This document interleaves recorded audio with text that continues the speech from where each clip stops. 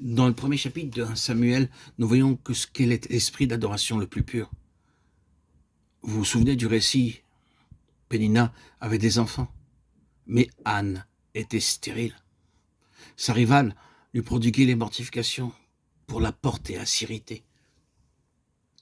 Dans sa détresse, Anne implora le Seigneur pour avoir un enfant. Et sa demande fut alors exaucée. Dès que l'enfant fut sevré, elle le conduisit au temple de Assilo. Elle se présenta avec ces paroles. C'était pour cet enfant que je priais, et l'Éternel a exaucé la prière que je lui adressais. Aussi, je veux le prêter à l'Éternel.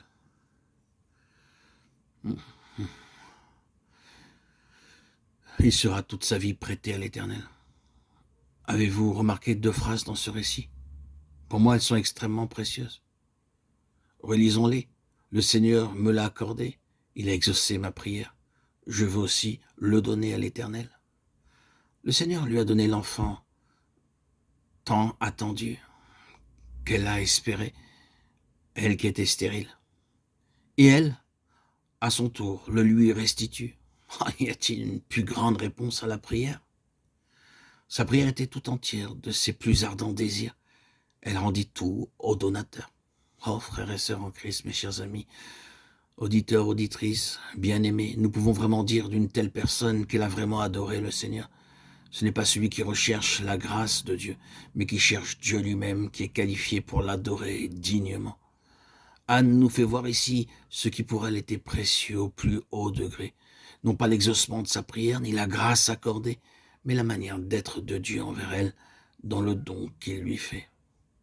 Dieu lui donna Samuel, et elle donna Samuel à Dieu.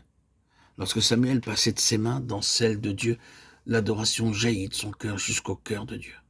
Ce n'est que lorsque notre Samuel sera passé de nos mains dans celles de Dieu que nous commencerons à connaître ce que signifie l'adoration. Je ne peux jamais oublier Abraham. Nous l'avons souvent cité en exemple, mais je ne peux m'empêcher de le faire de nouveau. Je suis toujours impressionné par ce qu'il y a d'infiniment précieux dans la remarque qu'il fit à ses serviteurs, lorsqu'il était en chemin pour sacrifier Isaac. Moi et le jeune homme, nous irons jusque-là pour adorer. Pour Abraham, l'offrande de son fils n'était pas un problème de sacrifice. C'était une question d'adoration. Pour lui, adorer Dieu, c'était lui donner son fils.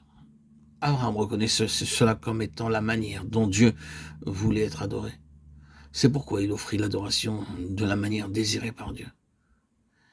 Frères et sœurs, si quelqu'un n'a pas mis son tout sur l'autel de Dieu, je ne crois pas qu'il puisse vraiment l'adorer. Nous pouvons essayer de le faire, mais nous n'y parviendrons pas réellement. Mais lorsque le jour viendra pour moi, comme il vint pour Anne, lorsque mon Samuel, en qui résident tous mes espoirs, passera de mes mains dans celles de Dieu, l'adoration jaillira vers Dieu, accompagnée de l'offrande de mon fils. Pour la véritable adoration, il ne se trouve qu'un seul endroit, c'est l'autel. Quand nos mains sont vidées, tout ce qui nous est précieux, de tout ce que nous avons de plus précieux, de plus désirable, alors le centre se déplace de nous vers Dieu. Et c'est cela, l'adoration. L'adoration suit toujours le sillon de la croix, car c'est là que Dieu est tout et en tous. Il est donc nécessaire que le lien qui unit la vie de Samuel à la nôtre soit rompu et que notre bien le plus précieux nous échappe